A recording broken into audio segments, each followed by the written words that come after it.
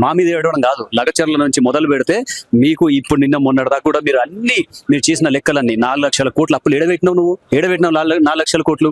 నేను ఏమంటున్నా అంటే బట్టగాల్చి మీద వేయకుండా సావధానంగా ప్రజలను విను, వాళ్ళు ఏమనుకుంటున్నారు, హైడ్రా మీద నీ గురించి ఏం మాట్లాడుతున్నారు, రైతు బంధువులు ఇవ్వకపోతే రైతులు నీ గురించి ఏం మాట్లాడుతున్నారు, 2 లక్షల ఉద్యోగాలు అని చెప్పి మన అశోక్ నగర్ లో ఏదైతే రాహుల్ గాంధీ చెప్పినాడో దాని గురించి ప్రజలు ఏం మాట్లాడుతున్నారు, నిరుద్యోగులు ఏం మాట్లాడుతున్నారు.